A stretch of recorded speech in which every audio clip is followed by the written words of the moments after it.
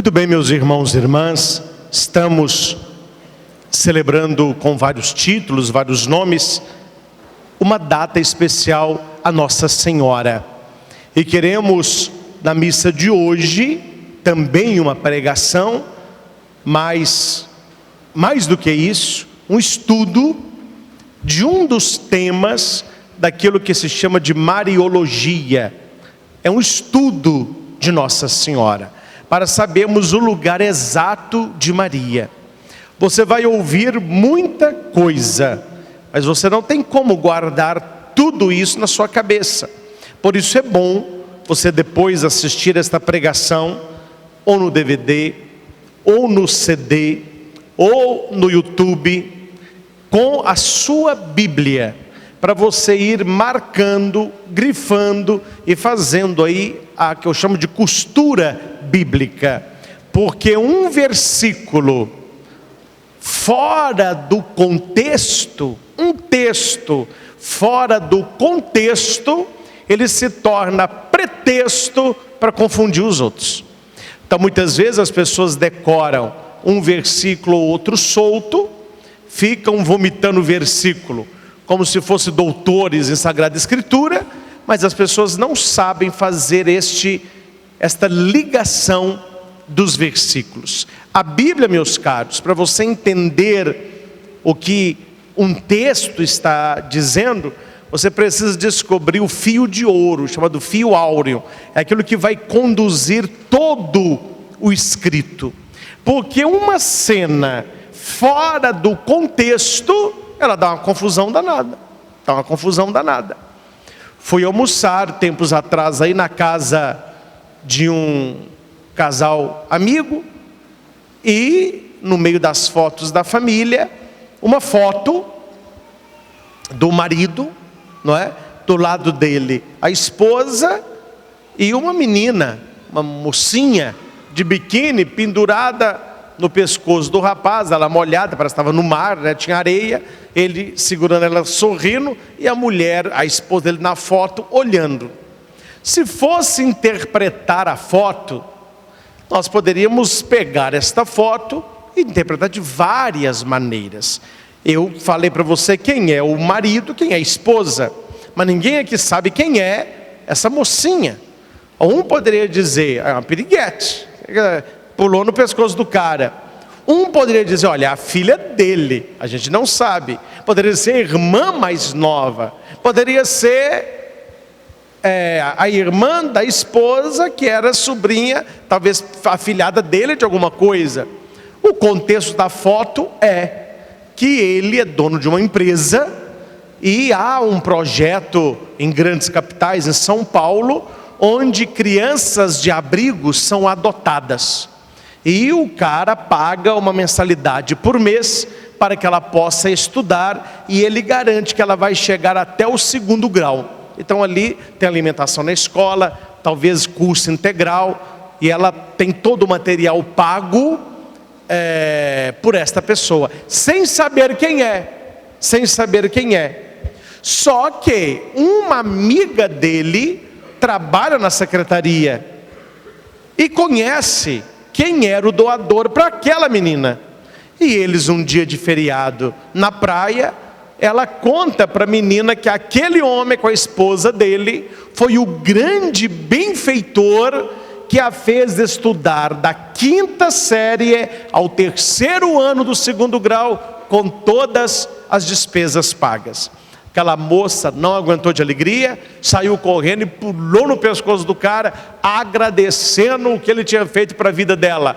E a esposa feliz pensava, todo mundo queria ter um marido assim.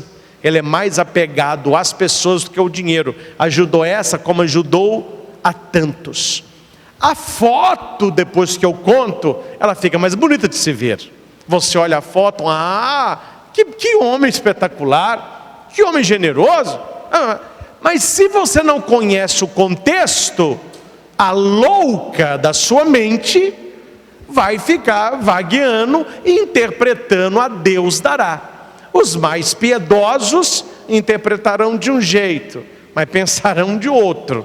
Os que não têm papo na língua já falando o que está pensando mesmo. Mas quando eu conto o contexto, você entende o texto. Aí a foto não vira pretexto para separar o casal. Porque tanto o marido como a esposa sabem o que se passou naquela situação. Meus irmãos, Bíblia é a mesma coisa. Bíblia não é fácil. Bíblia não é uma leitura superficial. É um livro escrito durante séculos por profetas, discípulos, apóstolos, claro, na inspiração do Espírito, mas que você precisa ler atrás das linhas o contexto da época, o que se pensava, por que usou aquela palavra e não essa. E os grandes estudiosos bíblicos jamais estudam a Bíblia na língua vernácula da tradução. Nós falamos português, então a nossa Bíblia ela é em português. Você compra uma Bíblia nos Estados Unidos, ela é em inglês. Você compra uma Bíblia na Itália, ela está escrita em italiano. Você compra uma Bíblia na Espanha, ela está escrita em... Aí se você pega uma Bíblia inglesa, uma inglesa em português, uma em português de Portugal, uma em francês e italiano, você verá que só nessas traduções já tem palavra que é diferente numa tradução e na outra. Porque a igreja daquele lugar faz uma tradução que seja compreensível ao leitor, sem precisar conhecer a origem da leitura. Mas quando você vai explicar um texto bíblico, quando você vai basear uma doutrina, quando você vai fazer uma explicação teológica, você não pode ler uma tradução. Você tem que ir no original. E a Bíblia foi escrita em grego, hebraico e aramaico. Então você tem que conhecer essas línguas para você interpretar a Bíblia. Porque se você pega só no português e sai interpretando, e nós vai interpretando, no final, um texto fora do contexto, ele é pretexto de confusão. E eu aproveitei que nós estaríamos numa missa mariana para esclarecer a dúvida de algumas pessoas que estão encucadas com talvez livros, filmes ou novelas que vêm ilustrar a vida de Jesus e que vão passando coisas que você não aprendeu que era assim, e que você não acredita que é assim. Aí a sua mente tem uma confusão. Para quem que está mentindo? É o padre que está mentindo? É a Bíblia que está mentindo? É a novela que está mentindo? Aí a pessoa fica com uma mente toda. Aí vem os que não sabem, igual azeitona e boca de banguelo, perdidinho. Mas não é. Mas se fosse, que problema tinha? É para não ter discussão, porque eles não sabem. Então, como não sabem, é melhor não entrar nessa, porque como eu não sei, então não é. Mas se fosse, não tinha problema. Só que aqui tem uma questão, meus caros. A igreja e a teologia, a exegese e a hermenêutica católica, ela não lida com o fato antes dele acontecer. São todos a posteriori. Então o que a igreja tem não é o que podia ter acontecido, é o que aconteceu. Aí eles vêm com tal pergunta e o católico cai igual banana podre. Quem foi a mãe de Jesus? Aí a pessoa responde: Maria. Mas o que ela tinha de especial? Aí você vai dizer: ela era santa, Deus a escolheu. E se Maria tivesse dito não? Jesus não tinha vindo, não? Aí a pessoa fala assim: não, aí ele tinha achado uma outra mulher. E se a outra mulher falar assim? Aí Jesus tinha vindo. Então Maria não é importante, o importante é que Jesus veio. Se ela dissesse não, procurava outra.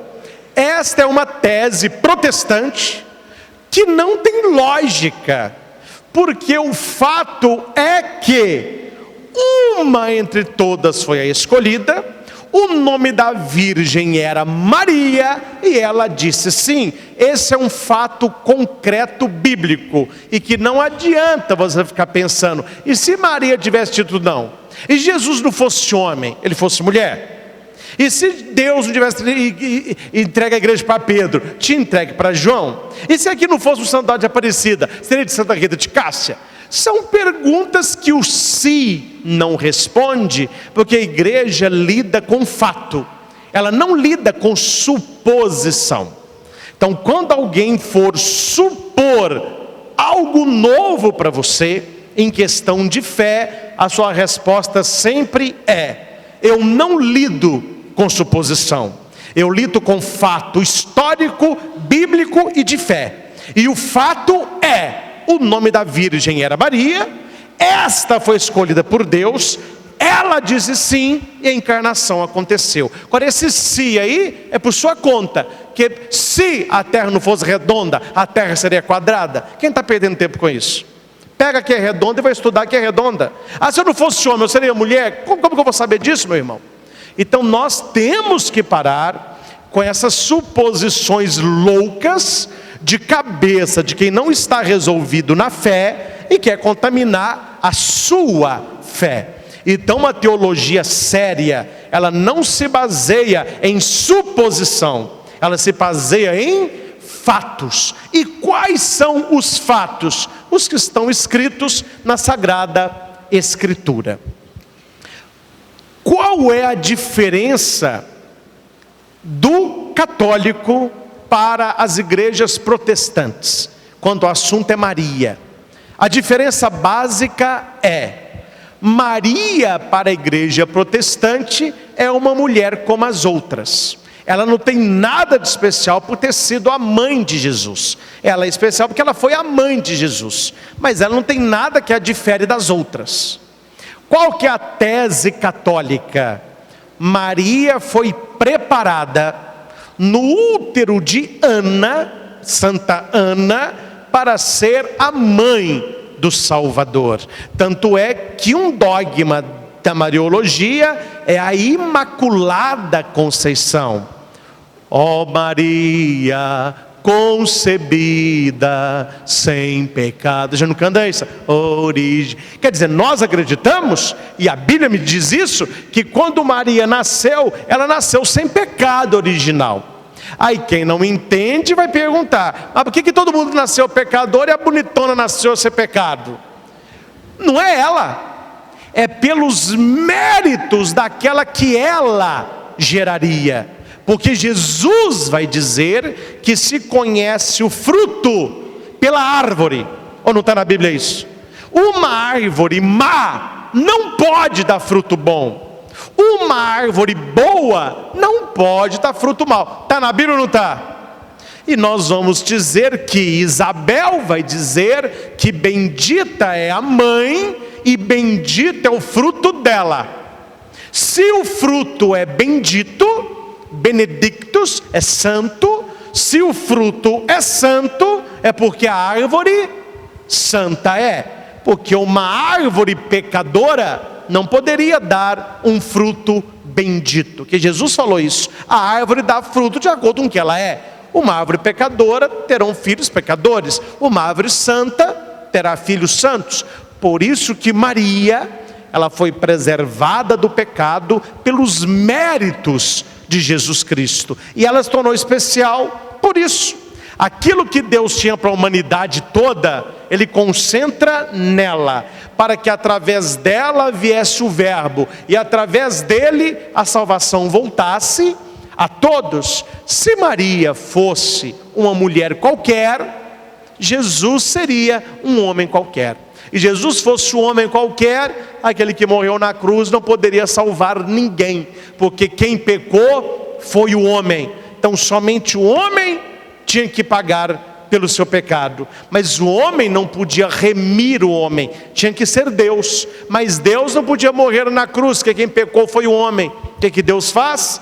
Ele une em Jesus a divindade e a humanidade. Por isso que Jesus é verdadeiro Deus e verdadeiro homem, nascido da Virgem Maria. Quando nós falamos Santa Maria, Mãe de Deus, não é Mãe de Deus Pai. Aí é outra, o católico bobo que não estuda não sabe responder. Ele chega e fala: como você fica rezando aí Ave Maria? Essa oração está errada. Por quê? Você reza assim, ó: Santa Maria, Mãe de Deus. Quem que criou o mundo? Foi Deus ou foi Maria? Aí foi Deus. Então como que você fala que Maria é Mãe de Deus? Deus existiu o mundo todo, Maria nasceu depois. Como você fala que Maria é Mãe de Deus? Oh, mas não é que é. Tá danado, hein? Dá difícil. Aí a pessoa não entendeu quem é Jesus. Quem é Jesus? Jesus é Filho de Deus. Ele é o Emanuel. O anjo diz isso. Emanuel significa, Ele é Deus. Só que não é o Deus em si, é o Deus conosco. E Maria é mãe de Jesus. Então ela é mãe porque Jesus é Deus. Não é de Deus Pai, não. É mãe de Deus Filho. Aí a pessoa: não, mas isso eu não aceito. Então isso é um herege. Porque o adocionismo é uma heresia, onde Maria gera o homem Jesus. Aí Deus depois o adota como filho. Aí Jesus não é Deus, ele é um adotado. Aí ele não pode salvar ninguém também. É uma heresia que destrói a salvação. Então Maria é mãe do Senhor. E Ele a escolheu para isso. Não fui eu que escolhi Nossa Senhora. Não foi você que escolheu Maria. Foi Deus Pai. E porque Ele escolheu, tem 3 manifestações grandes na Bíblia. Primeiro, o arcanjo Gabriel a saúda: bendita és tu entre as mulheres. Tu encontraste graça junto de Deus. Isabel vai completar: de onde que me vem a honra que é a mãe do meu Senhor? Mãe do meu Senhor, Mater Dominus. Maria diz: eis aqui a serva do Senhor. Senhor aí é Deus. Eis aqui a serva de Deus. Isabel vai dizer: de onde que a mãe do meu Deus vem me visitar? Está na Bíblia, Isabel diz. Só que a tradução: mãe do meu Senhor, Mater Dei, mãe de Deus. Quando não se conhece a língua bíblica, você vai fazendo o que você quer. Você põe, você tira, você leva, você derruba. Quando você vai ao original, o escrito é muito bem construído, é muito claro. Agora eu pergunto: se você conhece alguém que é melhor e conheça mais a Deus do que um arcanjo, siga esta pessoa e despreza o que o arcanjo fez. Porque o arcanjo a saúda, o arcanjo se inclina perante ela, e o arcanjo vai dizer: Deus te escolheu. Se um arcanjo descido do céu, da presença de Deus, saúda Maria, você não vem com essa tentando me convencer que Maria é uma mulher qualquer, a não ser que lá no seu quarto tem um arcanjo te saudando também. Note que a coisa é séria. Não é um anjinho, é um Gabriel, e ele vem saudar a mulher. Quando Maria entra na casa de Isabel, o que a leitura diz? Isabel ficou repleta de quem? Olha aí, gente. Quem tem o Espírito Santo em plenitude, reconhece que Maria não é uma qualquer, é a mãe do meu Senhor. E Isabel, cheia do Espírito Santo, ela vai dizer: mas de onde que me vem a graça de que a mãe do meu Senhor me venha visitar? Ela estava cheia do Espírito Santo. Ela não fala: oh, prima. Não tem prima não, minha filha. Que prima? Agora não é mais a prima, agora é a mãe do Senhor. Maria reza o Magnífica. Se é para cumprir a Bíblia e se é para ficar vomitando o versículo, vamos ler a Bíblia toda e não o que me interessa. Porque no Magnífica, que está escrito na Bíblia, Maria diz: todas as gerações me chamarão de bem-aventurada. Bem-aventurada é bendita. Quanto é que você chama Maria de bendita? Quando você reza a Ave Maria. Quem não reza a Ave Maria não pode me dizer que está cumprindo a Bíblia toda, porque na Bíblia está escrita que todas as gerações a chamariam de bem-aventurada. E tem gente que é louco de amor por Jesus, mas não aceita a mãe dele. Ela não é bem-aventurada, ela não é bendita entre todas, sendo que na Bíblia está escrito: todas as gerações me chamarão. Como que você quer viver uma parte se você não vive a integralidade da palavra? Não é para citar a Bíblia? Eu também sei citar a Bíblia. Todas as gerações me chamarão de bendita. Bendita é santa. Santa Maria, bendita. Maria aparece grávida. José não quer. Mas também pudera, né? Não era dele. Ainda bem que ele não quis. Porque se quisesse, ia dar uma confusão. José, esse menino vai acabar que é seu mesmo. Ele não quer. O anjo vai até José e diz o quê? Vamos citar, será que chega para citar versículo? Vamos citar. Não temas em receber Maria, porque tudo que nela foi concebido é obra do Espírito Santo. Então esse versículo não é para José, esse versículo é para nós, é para quem segue Jesus. Ah não, padre, para mim não é. Você leu o Salmo 22, é para você. O Senhor é meu pastor, aí é para você. Tudo pós naquele que me fortalece, aí é para você. Esse você gosta.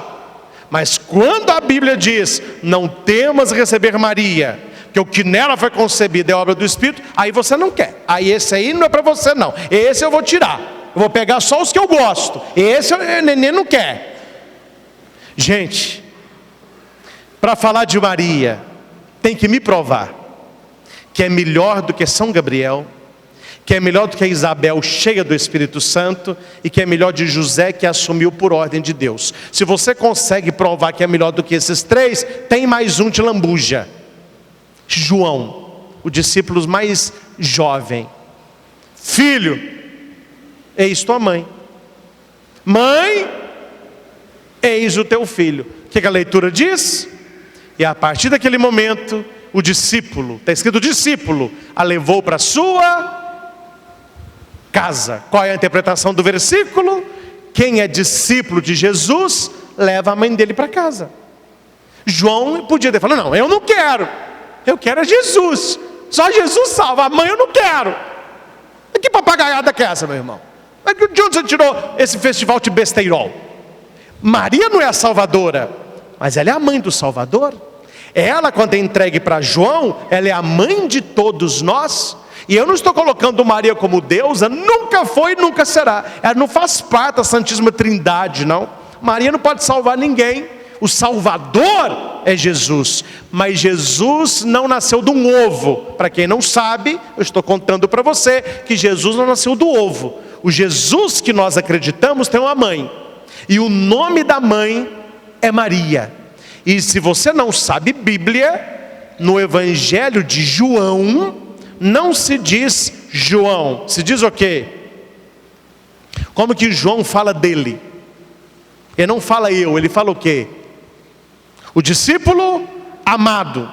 E quando você vai estudar a teologia de João, o discípulo amado é a igreja.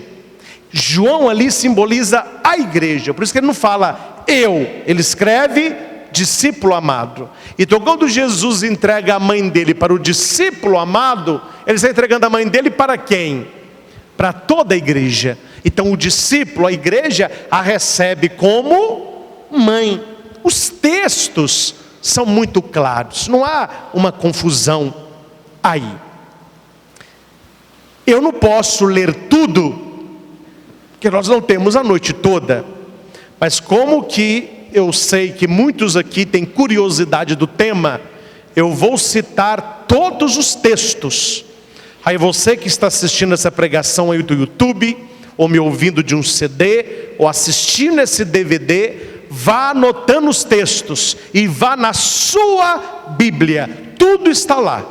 Só que não vamos citar um versículo só, vamos fazer a costura, para você entender que um versículo está ligado ao outro. Primeiro ensinamento que eu penso que para nós é muito claro: Jesus não é filho de José.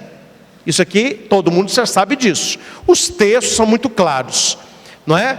Na genealogia, Mateus 1 a 17, vai terminar, ele vem assim: fulano gerou ciclano, ciclano gerou beltrano, beltrano gerou, aí vai só no gerou, gerou. Aí termina como? Jacó gerou José, esposo de Maria, da qual nasceu Jesus. Por que não põe que José gerou Jesus? Porque José não é o pai de Jesus. Aí coloca Maria, porque ele nasceu dela. Não é mencionado essa geração. Mateus 1, 18 a 20, Mateus 1, 18 a 20, José não quer assumir Maria, porque o filho não é dele. Aí vem a pergunta de gente católica que vem assistindo novela protestante. A pergunta é: Maria teve outros filhos? Não assisto, mas me contaram que quando Maria foi visitar Isabel, tinha uns menininhos com ela, já eram filhos dela. Só que a pessoa que fez esqueceu que quando o anjo fala com Maria que ela vai ter um filho, Maria vai dizer para o anjo: mas como que eu vou ter filho? Eu não conheço homem. Conhecer ao verbo aí, o que pega. Aqui, o conhecer como é? Quero te apresentar meu amigo, a prazer, aonde eu conheci fulano. Na Bíblia conhecer não é isso não. Conhecer é ter intimidade. Quando Maria diz que ela não conhece homem, é que ela nunca teve relação sexual, ela é virgem. Como que eu vou ter filho? Eu nunca dormi com homem, eu não conheço homem. O anjo fala: não é homem, o Espírito Santo virá sobre ti. Então de onde que vem com essa papagaiada de Nossa Senhora, aquela creche atrás dela? Pelo amor de Deus, isso aí é para rir, né? Isso aí é uma piada. Isso aí, por favor. Aí a pessoa está brincando, não é possível. Não está nem lendo o ABC da Bíblia. O ABC da Bíblia. Preste atenção, meus irmãos. Vamos agora dar uma elevadinha no nível, você pega com tranquilidade. Vá no hebraico e no aramaico e encontre na Bíblia. Eu como a Bíblia. De quem for, católica ou de protestante.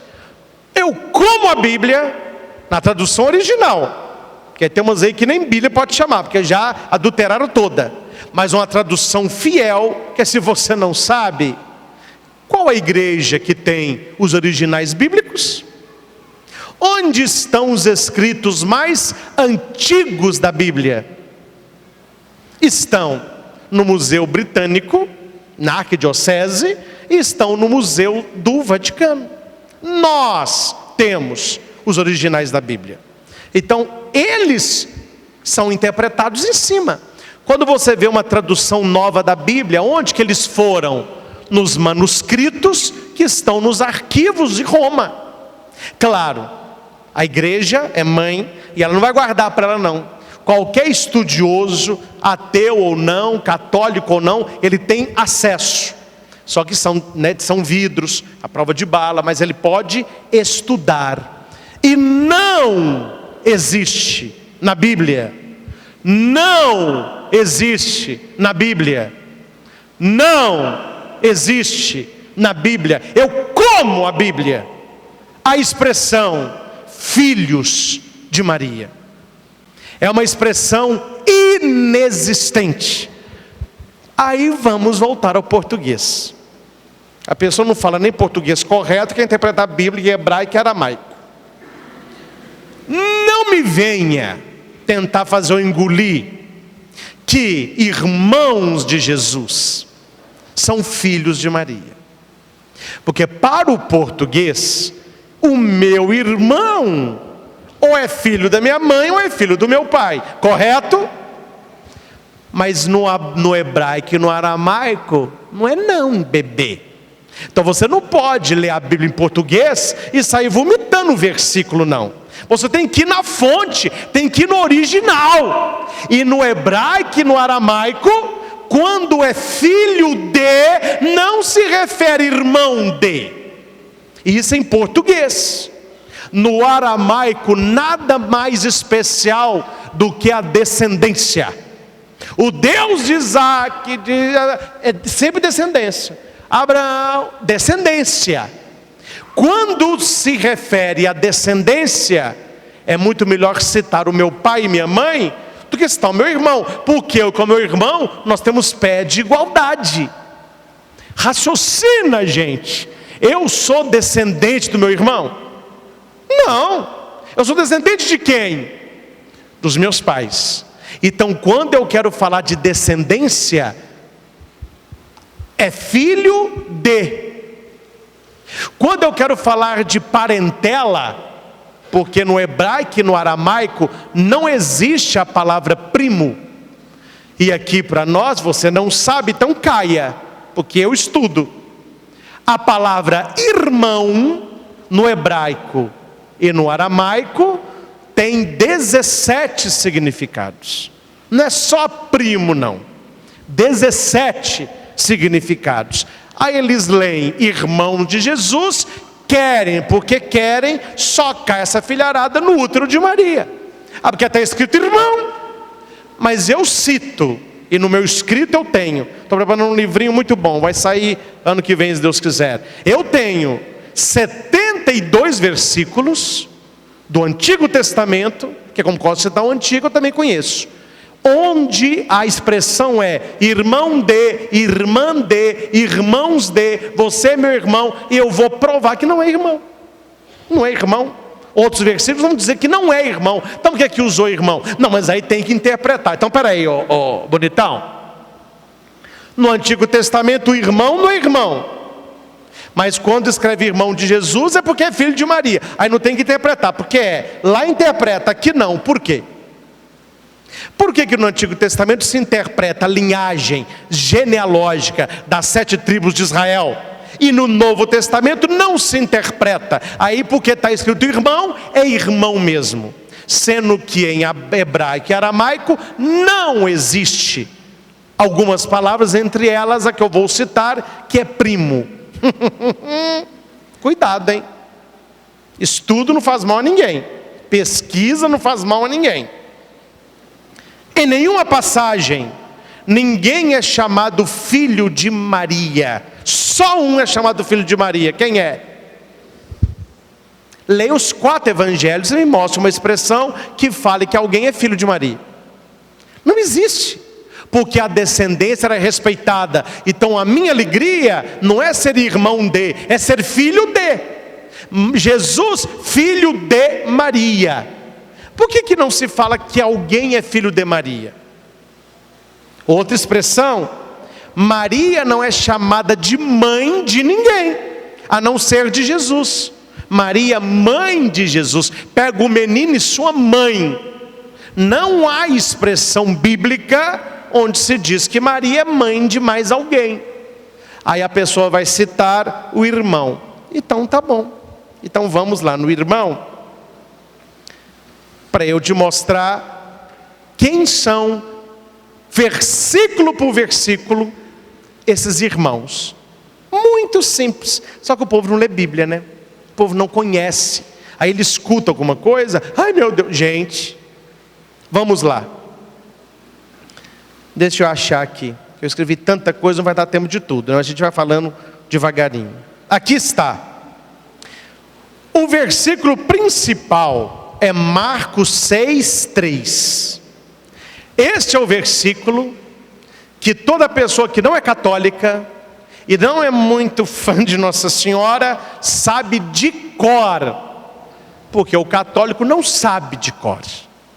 Então ele vai abrir a Bíblia, ele vai dizer, pega a sua Bíblia, aí você vai levar a sua Bíblia, e ele vai ler em Marcos, tem vários, são 7 citações dos irmãos, mas a mais detalhada com nome é Marcos 6:3, está escrito assim: não é este o carpinteiro, o filho de Maria, irmão de Tiago, José, Judas e Simão? As suas irmãs não moram aqui conosco? Só aqui eu já contei 8. Então eles citam este versículo. Aí você lê e fala assim, aqui ó. Aí a pessoa fala aqui ó, tá escrito, filho de Maria, irmão de papapá. Se ele tinha irmão, é porque Maria não é virgem nada.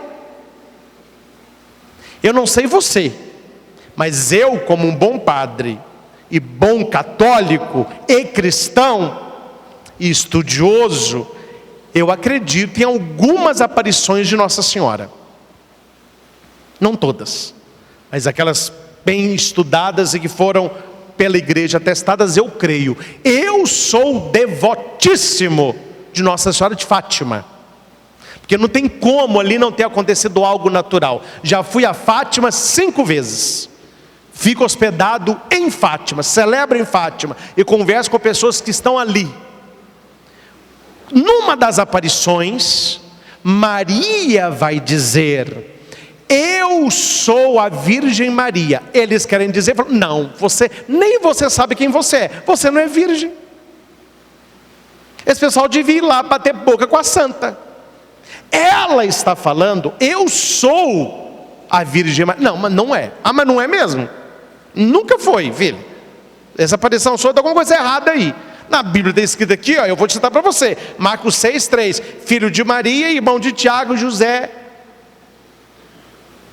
Aí eu fiquei curioso, como que algumas aparições, como Guadalupe, o pessoal tem pânico de Guadalupe, que Guadalupe, a ciência se curvou. Então não precisa ter fé para acreditar em Guadalupe. Guadalupe é um milagre cientificamente inexplicável. Se quiser, eu preparo uma boa pregação de Guadalupe. Não tem o que falar. A tecnologia que nós temos hoje não consegue fazer nos olhos da Virgem de Guadalupe o que ela viu como se fosse uma foto quando o Juan Diego soltou o manto. A pintura não está no manto, é uma tilma. É um pano que se deteriora no máximo em 15 anos, tem séculos. Jogaram ácido, explodiram a catedral, jogaram fogo, o manto não tem uma rasura. Crucifixos se torceram, vidros blindados de 4 quarteirões da catedral estilhaçaram os vidros, o manto ficou suspenso. A ciência se curva, falou, olha, não tem explicação. Para eles se diz, não tem explicação. Para nós, qual é o nome? Milagre. Isso é um milagre. Padre Quevedo, não concordo com tudo que diz, mas é um estudioso e tem que ser respeitado. Padre Quevedo diz, o milagre de Guadalupe, ele não precisa ter fé. Ele é para o crente e para o ateu. Ou seja, a ciência falou, olha gente, não tem explicação. Algo tem nesse manto que não é humano. E ela, Nossa Senhora de Guadalupe, disse para Juan Diego, eu sou a Virgem Santa, Mãe de Deus encarnado. Eu sou a Virgem Santa, Mãe de Deus encarnado. Quer dizer, Mãe de Jesus. Mas por que ela falou tão difícil assim? Porque o bispo não acreditaria no índio se ele não falasse alguma coisa que só o bispo soubesse. Porque naquela época os estudiosos eram os padres e bispos. O povo não sabia o que é Mãe de Deus encarnado. Um índio que nem cristão nunca ouviu falar de Maria, vê essa mulher, ela falou, olha, fala com o bispo, que eu quero uma catedral aqui. Aí o bispo mandou perguntar, quem é? Quem é? Ele também não sabe quem é. Fale com o bispo. Eu sou a Virgem Santa, eu sou a Virgem Santa, Mãe de Deus encarnado. Quando o índio fala isso para o bispo, e ele abre o manto, tem relatos que todo mundo na sala caiu de joelho. Falou, ele está vendo Nossa Senhora? Porque ele não sabe quem é. Ele é um índio, nunca foi catequizado, mora no meio do mato. Onde que ele sabe que uma mulher é Mãe de Deus encarnado? Aí depois vieram os milagres. Ela mesma disse em várias aparições que ela é virgem. Aí o pessoal quer cismar que não é, mas vamos lá. Então vamos procurar aonde está provas, primeiro históricas, e depois eu venho nas bíblicas, que o pessoal gosta das bíblicas, mas a histórica são ótimas também. 3 provas bíblicas de que Maria não teve mais filhos. Primeira, quando o menino Jesus se perde no templo, e Maria e José voltam para buscá-lo, não há relato algum de que havia nem filho nem irmãos, porque a família toda deveria subir para Jerusalém. E aqui vai dizer que estava Maria e José. Ele chega e fala com Jesus: por que fizeste isso conosco? Jesus volta com eles, e a Bíblia vai dizer que eles voltaram para Galiléia, e Jesus era-lhes obediente em tudo. Como que uma família toda que vai para essa festa, não se tem relato de irmãos? Estranho. Deveria pelo menos mencionar. Mas isso não prova. Então vamos ao outro: bodas de Caná. Então a família era fã só de Maria, era inimiga do resto da família, porque convidou quem? Convidou Maria, Jesus e os discípulos. Não se fala aqui de família. Olha, padre São José já tinha morrido. José, ninguém sabe a data certa, mas ele faleceu depois da perda do menino Jesus no templo e antes do batismo de Jesus. Nesse espaço aí de mais ou menos 20, 17 anos, José faleceu. E na história vai dizer que Maria ficou só com Jesus. Então Maria foi morar aonde? Na casa de Cleofas, que era irmão de José, e que esses nomes aí são filhos da esposa dele, por isso são primos de Jesus. Mas eu vou mostrar isso na Bíblia daqui a pouquinho. Bodas de Caná não faz referência de uma irmã de Jesus, chamou só Maria e Jesus. Mas tem uma prova mais bíblica e histórica. Presta atenção. Quando o marido falecia, gente, para o judeu lei é lei, não é igual nós aqui não. Lá eles cumprem, porque é de Deus, é a lei mosaica. Quando o marido morria, quem cuidava da viúva? Se ele não tivesse outro irmão para desposá-la, porque ela já tinha filho, então quem cuidava dela é o filho mais velho. Se o filho mais velho morresse, quem assumia a mãe? Os filhos mais jovens, até chegar no caçula. A pergunta histórica é: por que quando Jesus está morrendo na cruz, ele entrega a sua mãe para João? A resposta é muito simples: porque Maria ficaria sozinha, ela não tinha com quem ficar. E a Inês está aqui, e nós estivemos lá. Aí nós vamos em loco, no lugar. Maria, depois da morte de Jesus, ficou com os discípulos um tempo. Depois ela foi com João, construiu uma casinha no alto de um monte. João lá embaixo. Nem com ela João morava, João cuidava de levar algum alimento. E nós visitamos a casinha de Nossa Senhora. E quem cuida desta casinha, que passou de geração em geração, lá de trás, no século I, já se contam. A mãe daquele que morreu crucificado veio aqui residir, porque sem ele também não tinha marido. Quer dizer, ela era sozinha. Quem cuidou dela? João. E lá embaixo tem a casa de São João. Precisamos saber disso. Precisamos, quem puder, visitar o lugar, conversar com os ortodoxos, com os judeus, com as pessoas que sabem a tradição, mas não, talvez nem acreditam na Bíblia, mas sabem da história, sabem do fato histórico, né?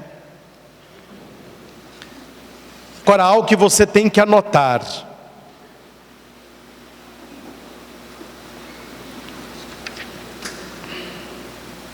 aqui, quem são os irmãos de Jesus? Olha, Bíblia na mão, caneta, papel, vá procurar lá. O versículo é, repita comigo: não é este o carpinteiro,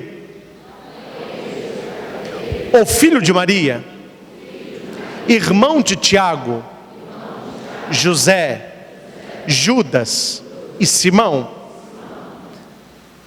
Agora, você vai na expressão grega huios Maria, que foi assim que Marcos escreveu. O Evangelho de Marcos predomina o grego.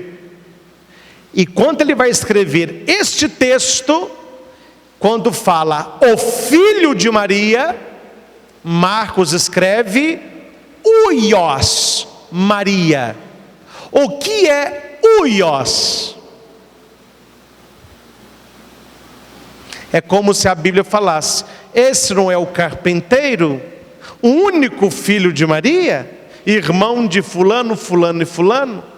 Para nós dá um nó na cabeça falar que ele tem irmão, mas é o único filho. É porque para o judeu irmão não é igual nós de sangue. Então essa expressão huios Maria, o filho de Maria, não está falando um dos filhos de Maria. Esse não é o carpinteiro, o filho dela, não é um dos filhos dela, é o. Quando se fala o, é porque eu sei quem é. Vamos exercitar o português? Nós estamos aqui na missa. Ó, gente, chama para mim aí, um padre chegou. Um padre, qual que é a pergunta? Qual? No início da missa eu digo assim: olha, Padre Marcelo viria celebrar conosco, mas pelo jeito não deu para ele vir. Vamos iniciar a missa. Olha, gente, o padre chegou. Qual? Qual a diferença de um e o? Um é porque tem vários. O eu sei quem é um. Quando escreve huios Maria, do grego, é o único. Huios, o único. Então, do grego, não tem essa discussão que nós estamos aqui, que é muitas vezes desnecessária. Se fosse ler no hebraico, no aramaico, e no grego, em Marcos, essa discussão nossa não teria, porque na Bíblia estava escrito lá, huios Maria, o único filho dela, morreu. Não tem o que falar. Mas no português, o filho e irmão dá margem para interpretação. Aqui está dizendo Tiago, José, Judas e Simão. Então vamos lá. Anote aí. Irmãos de Jesus, na verdade, eram primos de Jesus. Eles eram sobrinhos de Nossa Senhora. Onde que está isso na Bíblia? Vamos lá.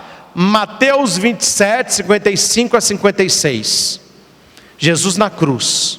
Presta atenção. Estavam ali muitas mulheres olhando de longe. Haviam acompanhado Jesus desde a Galileia. Entre eles, Maria Madalena, Maria de Cleofas. Essa é Maria de Cleofas. Esse Cleofas é irmão de São José. Onde que está isso na Bíblia? Vamos lá, anote aí onde que está o irmão de São José. Que eu estou cortando aqui que não vai dar tempo de falar tudo, mas deixa eu achar aqui. Lucas 3, 23. Anote aí. Lucas 3, 23. São os filhos de Eli, José e Clopas, que é o Alfeu. Lucas 3, 23. Esta Maria de Cleofas é a que casou com o irmão de José. Esse Cleofas, em Lucas 3, 23, é o irmão de José. José é o pai adotivo de Jesus. Cleofas é o irmão dele. Eles são filhos de Eli. Tá? Lucas 3, 23. Aí você vai entender isso lá. Voltando aqui. Maria, esposa de Cleofas, casou, essa mulher casou com o irmão de José. Presta atenção, gente. Isso aqui é o núcleo da minha fala. Olha para cá. Só abre o ouvido aí. Marcos 6, 3 diz assim: não é esse o carpinteiro, ou filho de Maria, irmão de Tiago, José, Judas, etc. Olha o que diz Mateus 27. Quem é essa Maria de Cleofas? Está escrito: Maria de Cleofas, mãe de Tiago e José, a mãe dos filhos de Zebedeu. Só aqui eu já pego Tiago e José, que está falando em Marcos 6, que é irmão de Jesus. Aqui fala quem é a mãe deles. É a Maria de Cleofas, que Cleofas é irmão de José, eles são primos de Jesus. Por que citam Marcos 6:3 e não citam Mateus 27:55? Por que só vai citar um versículo fora do contexto? Por que não citam que no outro versículo está falando que eles são filhos? Aí aqui não é irmão, aqui é filho. Então filho é descendente, mãe é linha direta. Só fala na Bíblia mãe de Jesus, Maria. Aqui está falando que Tiago e José, a mãe deles é a mãe dos filhos de Zebedeu, que é Maria.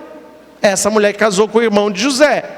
João 19:25 vai dizer: perto da cruz permanecia de pé sua mãe, a irmã de sua mãe, Maria, mulher de Cleofas. Irmã de sua mãe, a mulher de Cleofas não é irmã de Nossa Senhora. Ela é esposa de Cleofas, que é irmão de José. Por que chama Maria de irmã? Porque no hebraico e aramaico, aparentada próxima, todo mundo é irmão. Não tinha essa nossa. Ah, é genro, é fulano, primo, irmã. Então 2 versículos, um já tira o irmão, porque a mulher, essa Maria de Cleofas, nunca foi irmã de Nossa Senhora. Mas essa Maria de Cleofas, ela é casada com Cleofas, o Alfeu, que é irmão de São José. Então aí, quem são então? Esse Tiago, José e os outros todos, são filhos do irmão de São José, de Cleopas, ou Cleofas, ou Alfeu. A Bíblia tem nomes diversos, conforme tem vários textos, aí várias mudanças de nome. Aqui ó, depois você leia, não vai dar tempo de eu falar tudo aqui não. Moisés era chamado Raguel, Êxodo 2. Depois ele é chamado de Jetro, é a mesma pessoa, que na Bíblia tem essa 2 nomes, 3. Gedeão, depois é chamado de Jerobaal, é a mesma pessoa. Juízes 6:32. Josias é chamado de Azarias, é a mesma pessoa. Mateus é chamado de Levi, em Mateus 9:9. Então uma pessoa tinha vários nomes, por isso que fala mulher de Cleofas ou mulher de Alfeu. Mas os nomes dos filhos são os mesmos, quer dizer que o marido era também o mesmo. Então isso aqui eu já falei, aqui já foi. Os filhos de Eli, falei José, pai adotivo, né? Isso aqui é interessante, ó.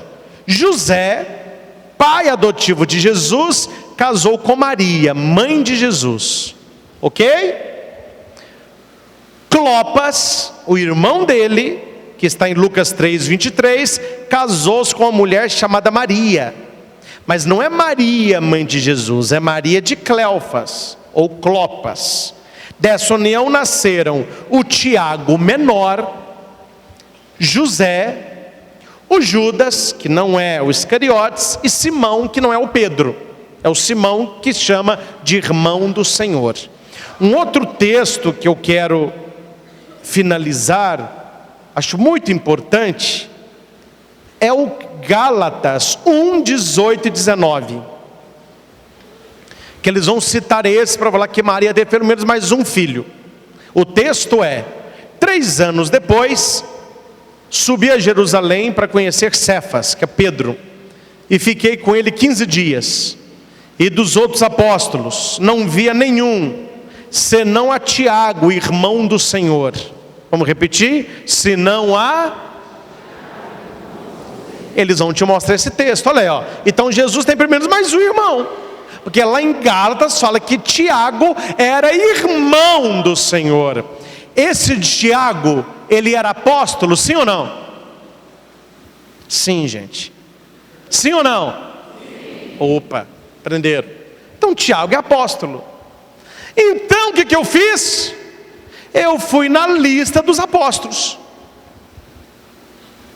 Aí a lista diz assim: Mateus 10, 2, 4.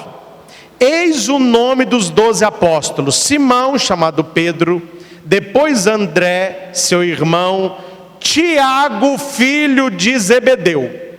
Então o Tiago maior e o menor. Então esse aqui já não é. Então tira um Tiago, um já é filho de Zebedeu.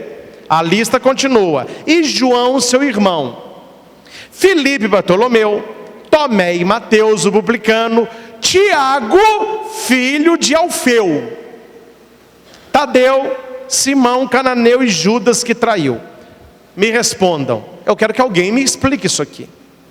Se fala que Tiago é irmão do Senhor, para Tiago ser irmão de Jesus, ele tinha que ser filho de José com Maria, e ele era apóstolo. Só que na lista dos 12, está falando que um Tiago é filho de Zebedeu e o outro Tiago é filho de Alfeu. A minha pergunta é: o que tem a ver Zebedeu e Alfeu com Maria, mãe de Jesus? Respondi o versículo de Gálatas, onde aparece a expressão irmão do Senhor. Meus irmãos, Bíblia tem que ser estudado. Alguns me interpretam mal quando eu uso essa expressão, mas eu não estou fazendo uma expressão depreciativa. É porque eu valorizo a palavra de Deus. Bíblia não é para qualquer um. Por isso que missa, você tem que ficar atento no que está sendo explicado, atento no que está sendo lido. Todas as Bíblias católicas e boas Bíblias católicas tem tudo isso que eu disse escrito lá. Bíblia do Peregrino, Bíblia Tebe, Bíblia de Jerusalém, Bíblia Peregrino, Bíblia da CNBB, todas com notas grandes. Eu não trouxe a minha Bíblia porque é um tijolo, mas tem página que um dedo é a Bíblia, o restante da página todo é explicando aquele versículo. E não é o tal do eu acho, não, porque achar, você pode achar o que você quiser, é um direito seu e nós respeitamos. Agora, para convencer os outros e para afirmar a fé dos outros, aí você tem que ter um mínimo de conhecimento de grego, hebraico, aramaico, contexto da Palestina naquela época, e os textos como foram escritos e por que foram escritos. Guarda essa frase: um texto fora de contexto, ele vira pretexto. Meus irmãos, a igreja que nós fazemos parte, durante 2000 anos, ela sempre acreditou e defendeu que Jesus é o único Filho de Nossa Senhora. Tem gente que não gosta, mas rebolem, não posso fazer nada. Se quiser, depois eu até divulgo, não está aqui nas minhas anotações, mas Lutero, que foi o que dividiu a igreja e começou com ele o protestantismo, os escritos originais de Lutero falavam sobre a devoção a Nossa Senhora e falavam sobre que Maria teve um só filho e que ela foi virgem antes, durante e depois do parto. Mas com essa divisão que foi acontecendo, e dividiu, hoje tem as protestantes tradicionais, são aquelas antigas, tem séculos, 1500, 1600, que tem um relacionamento estreito com a igreja católica. A teologia, sentam, estudam, cada um com um ponto de vista diferente, mas muita coisa, né? Nós não estamos falando dessas divisões que hoje tem, que fechou um bar, daqui a pouco é uma igreja. Não é essas não. Aí é cada um prega uma coisa, é um pouco, nem entre eles tem uma coerência doutrinal. Quando eu me refiro às igrejas protestantes antigas, eu estou me referindo àquelas igrejas que vieram lá da origem do protestantismo. A igreja presbiteriana, a igreja luterana, a igreja anglicana, são os protestantes antigos. Depois foi dividindo, eles fugiram da Europa, foram para os Estados Unidos, aí dividiu mais ainda, aí de lá pularam para cá e que o negócio perdeu o controle.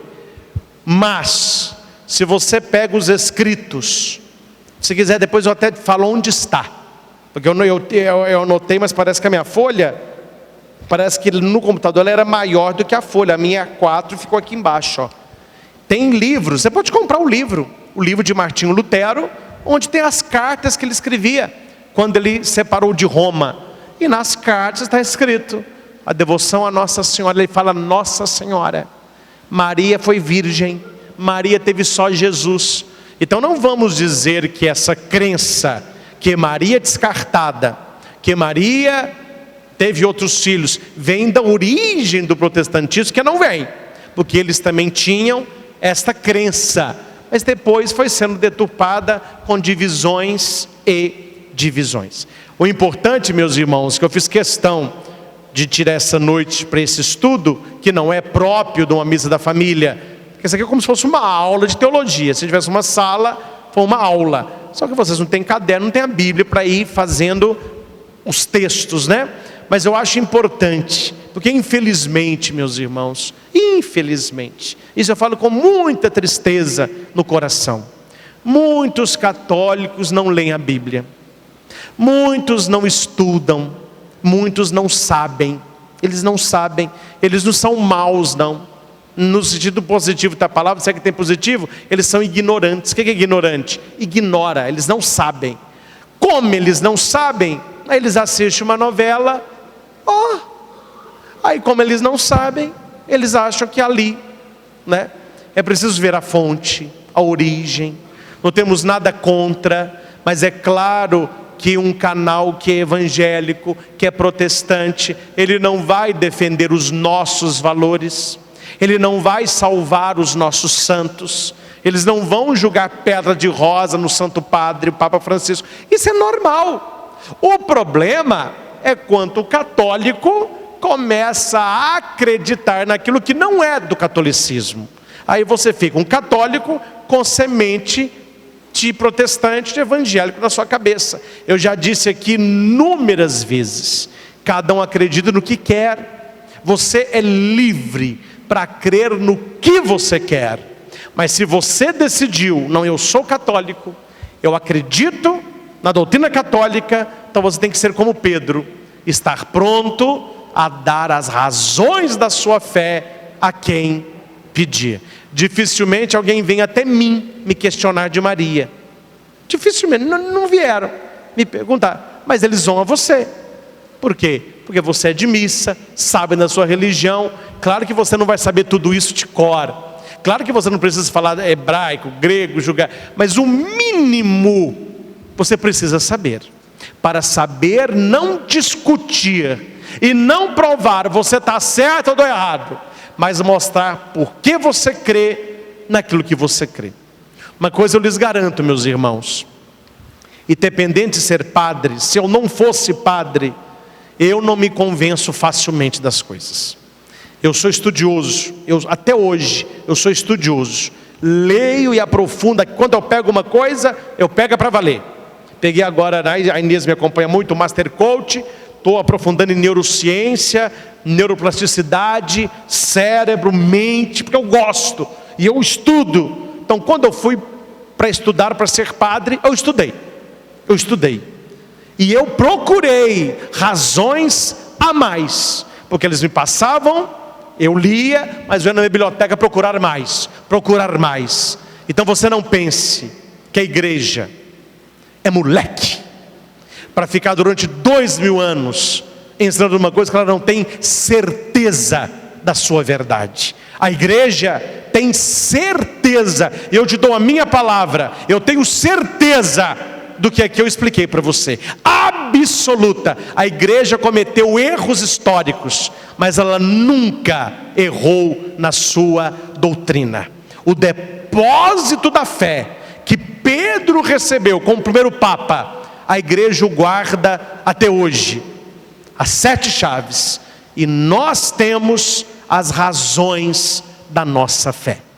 Procure aprofundar mais neste tema, procure leituras profundas de teólogos cristãos católicos. Raniero Cantalamessa, O padre que deu aula de Mariologia quando eu era seminarista, Afonso Murad, procure leituras de Afonso Murad, sapientíssimo, PhD em estudo de Mariologia, formou em Jerusalém, em loco, estudou na igreja ortodoxa, estudou o grego aramaico na fonte. Então ele disse, falou: padre, para os ortodoxos, para Jerusalém, essa preocupação não existe, que todos lá aceitam que Maria teve só Jesus. Lá ninguém briga por isso. Essa briga, ela vem nas igrejas protestantes, muito de América Latina, de África, pessoas que ouviram, mas não estão envolvidas na origem. Então procure estudar. Eu dei aqui algumas dicas de leitura, mostrei alguns textos, mas se você conseguir pegar esmiuçadamente essas leituras, você irá crescer muito na sua fé. E eu faço uma proposta, espero que Deus toque o coração de alguém aqui.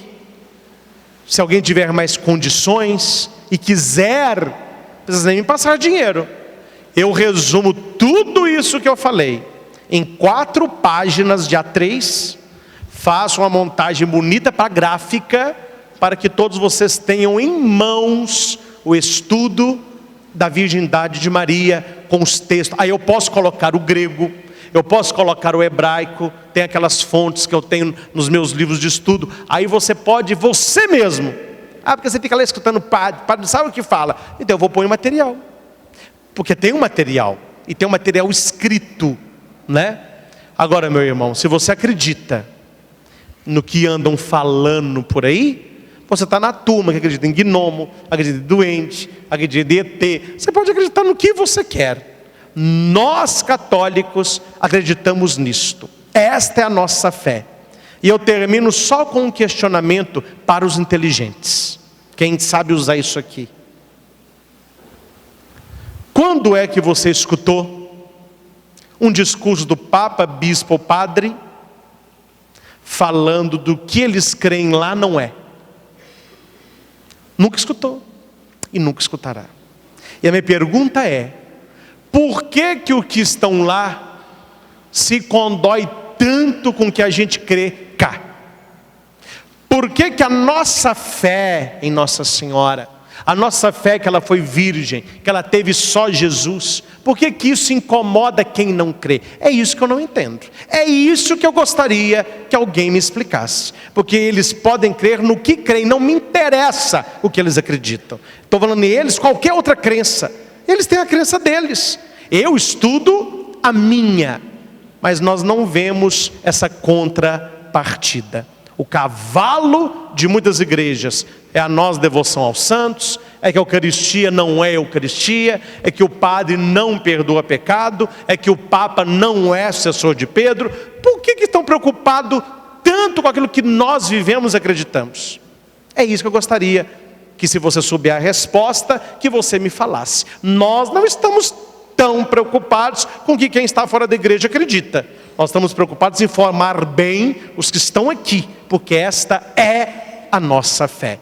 O respeito, meus irmãos, cabe em qualquer lugar. E se houvesse o devido respeito, eu não ia perder tanto tempo para explicar para você aquilo que para nós é muito claro, mas para muitos é um cavalo de batalha para destruir a fé, principalmente dos mais humildes. Os mais humildes não têm uma cultura livresca, não sabem, né, tanta de Bíblia. Aí leem um versículo em português, tá bom, então Maria não é tão como falam, não.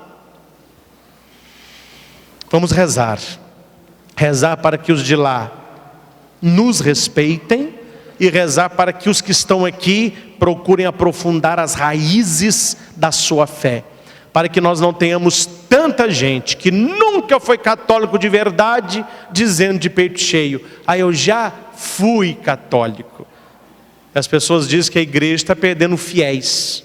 A igreja nunca perdeu fiéis. Os fiéis estão bem fiéis aqui. A igreja perdeu os infiéis. São aqueles que nunca tiveram uma fé enraizadamente católica. E por causa de um vento de doutrina, ou por serem abraçados, beijados, carregados no colo, uma carência, abandonaram a nossa fé. Que você seja um defensor da sua igreja, um defensor da sua doutrina. O que depender de mim, estou pronto a estudar e a passar para vocês muita coisa. Eu penso que não seria o local apropriado uma missa. Seria muito bom aquilo que eu sempre tive na cabeça, de fazer uma semana de estudo teológico. Quem sabe no ano que vem a gente não faça uma semana de estudo teológico, das 7 às 10 da noite, segunda a sexta, não é? Para a gente aprofundar em temas que nós acreditamos. Se não acreditam, o problema é que não acredita, esse é o problema deles. Nós acreditamos e a igreja tem razões para crer no que crê. E finalizo só com uma afinetadinha, que isso eu não podia deixar de dar.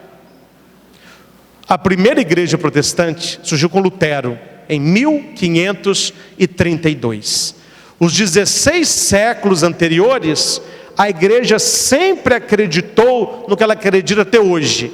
A minha pergunta é, como que alguém vai meter um pé em 16 séculos de história, de pregação e de formação doutrinal, por alguém que descobriu a roda há poucos séculos atrás? E só para você dormir com essa, leia. Quem foi que fez a Bíblia? Quem foi que definiu quais livros estariam ou não na Bíblia? Quem foi que guardou a Bíblia durante 16 séculos para que agora a usem contra nós? Leia na história, não precisa ser católico para ler não. Leia na história quais foram os monges que noite e dia em monastérios europeus iam acompanhando a Bíblia manuscrito. Leiam qual foi a igreja que durante 16 séculos guardou a Bíblia para que hoje estivesse na mão de tantos. Cuidado, meus irmãos, para não trocarmos alhos por bugalhos. Se alguém pode arrotar superioridade, somos nós. Se alguém pode clamar sobre a autoridade da igreja, a única fundada pelo mestre, somos nós. O que nós raramente fazemos. O Papa é muito doce, ele pede diálogo, ele pede respeito, ele pede que nos sentemos com aquilo que nos une, não o que nos separa. Mas eu penso que se o respeito exige daqui para os de lá, eu penso que deveria existir também dos de lá para também conosco. Uma vez católicos, sempre católicos, para a honra e glória do nome do Senhor Jesus. Louvado seja nosso Senhor Jesus Cristo, para sempre seja. Louvado seja o nome de Maria Santíssima, para sempre seja louvado. Em nome do Pai, do Filho e do Espírito Santo. E fala para quem está do seu lado, quem não é católico praticante, é um futuro protestante.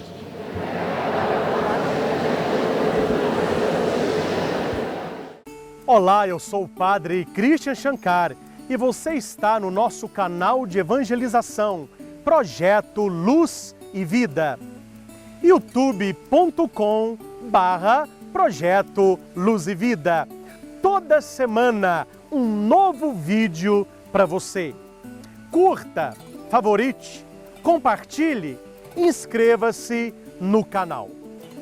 Acesse o nosso site christianshankar.com.br. Lá você encontra esta e outras pregações disponíveis em CD e DVD. É o projeto Luz e Vida, levando até você pregações que podem mudar a sua vida.